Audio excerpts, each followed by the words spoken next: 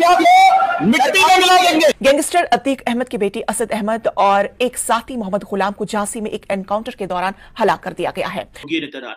और अब योगी साहब जो हैं वो आपको पता है कि he is known as a fire brand cleric, ठीक है, एंड उनके बारे में जो मशहूर है, मतलब he says it, he does it, he goes for that। Uttar Pradesh STF ने दोनों को हलाक कर दिया है। फॉर इंस्टेंस इस्लामाबाद में या पाकिस्तान में ये एक तासुर है कि जब से प्राइम मिनिस्टर मोदी आए हैं तो एक अग्रेसिव अप्रोच है इंडिया के अंदर। जनाब योगी आदित्यनाथ, मुझे ये लगता था कि ये क्रिमिनल ज्यादा बड़े हो गए हैं, फैमिली ज्यादा बड़ी हो गई है, क्रिमिनल के बाद नेक्स्ट जनरेशन भी क्राइम में आ गई है। And I was not expecting this कि ये इतना स्ट्रांग मैसेज अब क्राइम को दिया जाएगा जितना योगी आदित्यनाथ जी ने दिया है। जब मोदी सरकार के भारत में ये न्यू इंडिया अल्ट्रा नेशनलिज्म, ये पाकिस्तान के खिलाफ ऐसे ऐसे जहर उगलता है कि वो लोग भी हैरान हो जाते हैं, यकीन जानिए, तो पाकिस्तान को पसंद नहीं करते। भारत आपको आइसोलेट कर रहा है। सबसे पहले आपने खुद अपने आप को आइसोलेट किया, वो इसलिए कि आपको भारत ने कहा था सीपैक बंद करो, आपने करप्शन कर करके उनको जलील करके वहां से निकाल दिया। आप जानते हैं चीमा साहब योगी है, वो उनका कोई फैमिली है नहीं, अब भी वो मिनिमम से मिनिमम सरकारी चीजों का इस्तेमाल करते हैं। जो उन्होंने लोकसभा विधानसभा में बात बोली कि मिट्टी में मिला देंगे।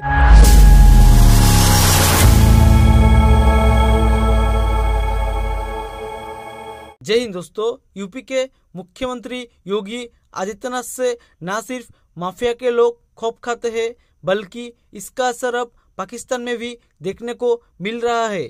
भारत में जिस तरह से सीएम योगी आदित्यनाथ का एक्शन माफिया के खिलाफ चला है, उससे पड़ोसी मुल्क में भी खौफ समा गया है। मध्य प्रदेश के झांसी में उमेश पाल हत्याकांड में मुख्य आरोपी रहे असद का एसटीएफ ने इनकाउंटर कर दिया।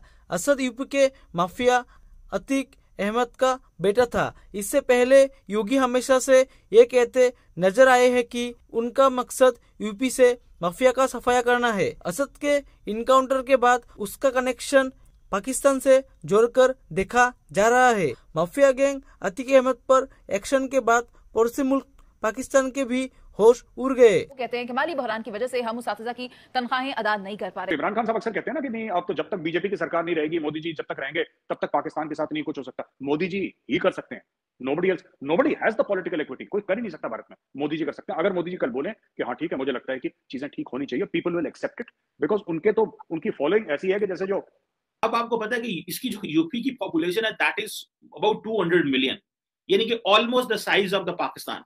जितनी पाकिस्तान की पॉपुलेशन है, जितने हम लोग टोटल मौजूद हैं, उतना तो इंडिया का ये सूबा है या ये जहां पे जो और याद रखें कि योगी आदित्यनाथ जो हैं, he is being termed as the future prime minister of India.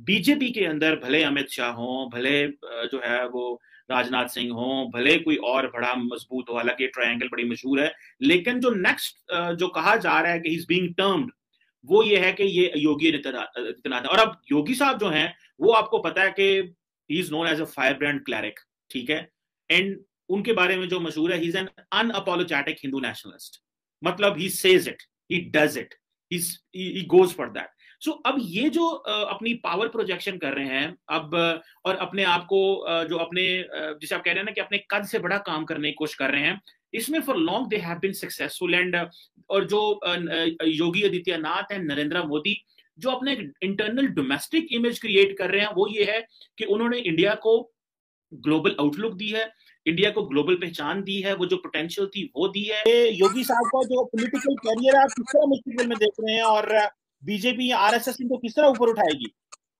देखिए, योगी साहब एक बड़े लीडर बन के तो आ गए हैं, और आप जानते हैं चीमा साहब योगी है, वो उनका कोई फैमिली है नहीं, अब भी वो मिनिमम से मिनिमम सरकारी चीजों का इस्तेमाल करते हैं। मिनिमम से मिनिमम मतलब उससे उनसे कम स्पेंडिंग शायद किसी की नहीं है जो आज तक सीएम बने।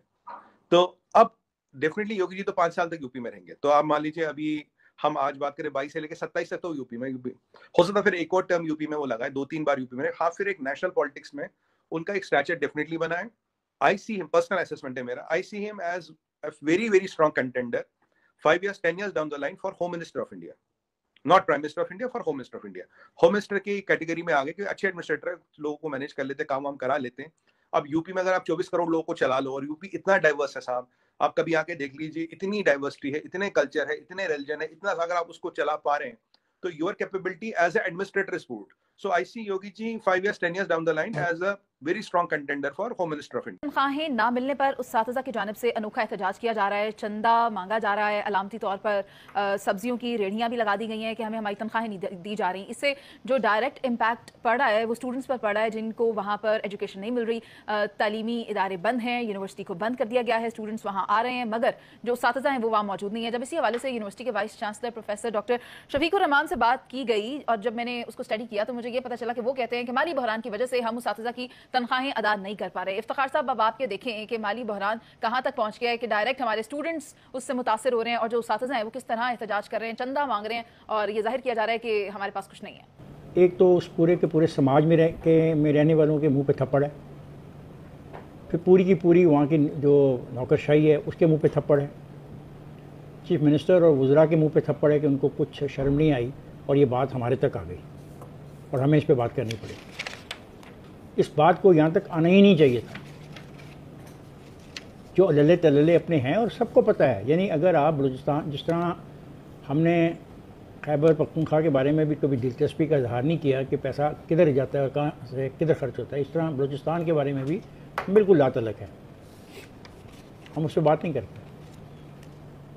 तो मैं क्या कह सकता हूँ, ये कह सकता हूँ ना कि चलें चीफ मिनिस्टर साहब आप इस पर बयान ही कोई दे दें और मुझे बताएं कि पैसे क्यों नहीं दे रहे आप। लेट्स से वो एक दफ़ा पाकिस्तान आए लेकिन उसके बाद कुछ चीज़ें चल नहीं सकी, भारत पाकिस्तान को लेट्स से ग्लोबली आइसोलेट करना चाह रहा है, FATF में करना चाह रहा है और जगह पे बात करता है, तो वो एक अप्रोच है जो यहाँ पे चल रही है। आप क्या समझते हैं, what should be done for the regional cooperation के लिए क्या करना चाहिए? क्योंकि बहुत सारे लोगों को ये भी तासुर है कि भारत समझता है कि पाकिस्तान से इस वक्त बात नहीं करनी चाहिए, सो पाकिस्तान को छोड़ दो इसके हाल पे, because this is not a good time even to trade, to have economics, because Pakistan is not that much connected with the world, so हम क्यों भारत को पाकिस्तान को स्पेस दे to connect with the world. हम बात करेंगे तो इट मीन लगेगा जी देखिए ये कितना बड़ा नॉर्मल है। सो भारत समझता है कि this is a right time to isolate Pakistan, Bharat समझता है this is a right time कि आप पाकिस्तान को जो है ना वो एक लड़ो मत, लेकिन उनके लिए मिसाइल जो हैं उनको सोल्यूशन भी ना दो, मिसाइल अगर नहीं पैदा करें लेकिन सोल्यूशन भी ना दो, तो that is one way to create challenges for Pakistan. इस सारी ये I am giving you a perspective that is coming from Pakistan की तरफ से मैं आपको पर्सपेक्टिव दे रहा हूं। So keeping in that mind and looking India mindset को क्या बड़े अच्छे से समझते हैं, what do you think, what are the prospects of the peace between both the countries and for the reason also? Cheema sahab, तीन बातें इसमें। पहली बात तो ये चीमा साहब की इंडिया ने पाकिस्तान को आइसोलेट नहीं करा, पाकिस्तान ने खुद को आइसोलेट करा, इंडिया ने उसका फायदा उठाया। इंडिया टुक एडवांटेज, पाकिस्तान आइसोलेटेड इटसेल्फ। बात यह है कि अगर आप सऊदी अरब से अगर आप सऊदी अरब की बात नहीं मानेंगे और सऊदी अरब पे आप डिपेंडेंट हैं, या CPEC, मैं पाकिस्तान के नज़रिए से बोल रहा हूँ, अगर आप CPEC पे बोलेंगे कि साहब CPEC ठीक नहीं है और उसका ज़रा इंक्वायरी कराओ, क्या है भाई, क्या कॉन्ट्रैक्ट, जो कि ठीक बात है, होना चाहिए, लेकिन आप इतनी ज़्यादा चाइना पे डिपेंडेंट हैं।